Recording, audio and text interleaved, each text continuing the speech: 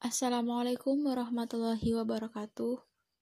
Kami dari kelompok 5 akan memaparkan materi mengenai sistem ekonomi virtual. Sebelum masuk ke pemaparan materi, kami perkenalkan dulu kelompok kami. Yang pertama ada Fahria Nur Musabiroh dengan NIM 41219001. Yang kedua Saskia Putri Kurnia Duha dengan NIM 41219002. Selanjutnya Afifatul Laili dengan NIM 41219012. Yang keempat Della Esa Saputra dengan NIM 41219021. Selanjutnya Hudeva Ukrima dengan NIM 41219038. Yang selanjutnya Seli Juliana Putri dengan NIM 41219048. Selanjutnya Syifa Nur Arbaati dengan NIM 41219052. Dan yang selanjutnya Dika Purwanto dengan NIM 41220005. Dan yang terakhir saya sendiri Dita Novitasari dengan NIM 41220006. Baik, langsung saja ke poin yang pertama, yaitu pengertian ekonomi virtual. Ekonomi virtual atau biasa disebut dengan ekonomi sintesis merupakan sebuah ekonomi darurat yang ada di dunia virtual. Biasanya menukar barang virtual dalam konteks permainan internet. Orang-orang yang masuk ekonomi virtual lebih untuk kesenangan dan hiburan ketimbang kebutuhan, dalam artian bahwa ekonomi virtual kurang akan aspek ekonomi nyata yang tidak dianggap atau bisa disebut kesenangan. Contohnya, avatar dalam ekonomi virtual seringkali tak butuh untuk beli makanan dalam rangka bertahan hidup, dan biasanya tak memiliki kebutuhan biologi secara keseluruhan. Namun, beberapa orang berinteraksi dengan ekonomi virtual untuk manfaat ekonomi yang nyata. Selanjutnya ada karakteristik sistem ekonomi virtual. Di sini ada 5 karakteristik. Yang pertama adalah knowledge. Dalam ekonomi digital, knowledge atau pengetahuan masuk ke dalam salah satu sumber daya terpenting yang harus dimiliki oleh suatu organisasi. Karena pengetahuan melekat pada diri manusia, maka inteligensi yang dimiliki oleh sumber daya manusianya juga akan menjadi faktor yang menentukan sukses atau tidaknya sebuah organisasi dalam mencapai objektifnya. Kemudian, karakteristik yang kedua adalah digitization. Proses transformasi dari berbagai bentuk ke format digit bilangan berbasis 2 ini sekilas tampak sederhana, namun dengan keberadaannya mampu menghasilkan suatu terobosan dan perubahan yang besar dalam dunia transaksi bisnis. Hal ini mampu meningkatkan efisiensi perusahaan karena berkurangnya biaya-biaya yang berkaitan dengan proses pembuatan, penyimpanan, dan juga pertukaran dalam media tersebut. Jadi, jika produk atau jasa yang ditawarkan mampu disebarluaskan informasinya dalam bentuk digital, maka perusahaan akan dengan mudah dan biaya yang murah dalam menawarkan produk dan jasanya ke seluruh wilayah. Karakteristik yang selanjutnya yaitu ada virtualizat. Berbisnis di dunia nyata tentu membutuhkan aset fisik seperti gedung, alat produksi produk, dan lain sebagainya. Dalam dunia maya, hal ini disebut dengan virtualisasi. Bisa dikatakan juga bahwa orang mampu untuk memulai bisnisnya hanya dengan perangkat yang sederhana, namun mampu menjangkau seluruh calon pelanggannya di seluruh dunia. Dalam bisnis di dunia maya, pelanggan hanya akan berhadapan langsung dengan situs internet. Untuk menjamin hubungan kerjasama, setiap perusahaan bisa memanfaatkan pengiriman data dan informasi secara virtual tanpa harus menghadirkan orangnya secara fisik di tempat tertentu untuk melakukan suatu penjualan. Kemudian, karakteristik yang keempat adalah molekularisatio.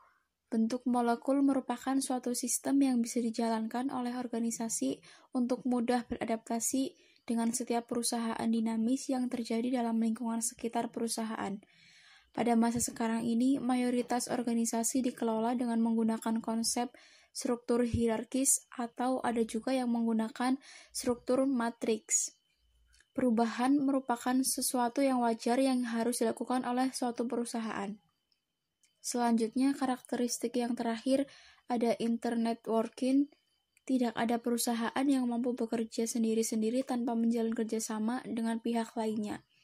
Oleh karena itu, kerjasama menjadi salah satu syarat untuk bisa berhasil di dunia maya. Dengan bisnis model yang dipilih, perusahaan harus menentukan aktivitas inti dan menjalin kerjasama dengan instansi yang bisa membantunya untuk menunjang proses yang dilakukan. Selanjutnya akan dibacakan oleh Mbak Syifa. Peran pemerintah dalam perkembangan ekonomi virtual. 1. Infrastruktur. Sejak 2014, pemerintah Indonesia berkomitmen tinggi untuk dapat menang pada era digital melalui berbagai dukungan dan upaya. Misalnya, meningkatkan anggaran infrastruktur untuk pengembangan digital.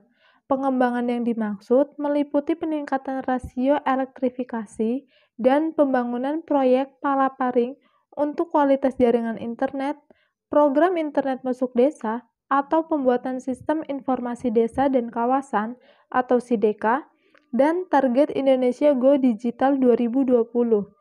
Untuk rasio elektrifikasi, menurut data dari ESDM, peningkatan capaian rasio yang dialiri oleh listrik di tiap daerah di Indonesia berkembang sangat cepat. Dimulai pada 2014, ada sekitar 84% hingga 2018 ada sekitar 98,3%. Diharapkan pada tahun ini akan terus meningkat. 2. Sumber daya manusia atau SDM. Saat menyampaikan rencana pengumuman ekonomi pada 2019, pemerintah Republik Indonesia berfokus pada peningkatan sumber daya manusia atau SDM. Tujuannya, meningkatkan daya saing manusia Indonesia di kancah dunia ketika berbicara tentang SDM Indonesia. Hal tersebut tidak akan lepas dari kondisi dan perkembangan demografi yang ada di Indonesia menurut BPS 2018. Jumlah penduduk Indonesia meningkat dan 237,64 juta jiwa 2010 menjadi 261,89 juta pada 2017, meningkat sebesar 24 juta dalam waktu 7 tahun. Tidak mengherankan, Indonesia menempati peringkat 4 negara dengan populasi penduduk terbanyak di dunia. Menariknya, dari total populasi tersebut, Indonesia didominasi penduduk muda yang menemukan penduduk berumur produktif. Baik, saya lanjutkan. Yang ketiga yaitu peran otoritas.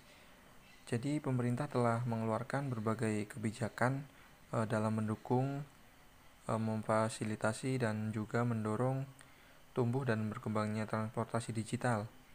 Jadi contohnya pada April 2018, pemerintah Indonesia secara resmi meluncurkan peta jalan atau roadmap yang disebut yaitu Making Indonesia 4.0 yang mengacu pada revolusi industri dalam bidang manufaktur dan industri. Untuk selanjutnya yaitu perkembangan ekonomi berbasis digital.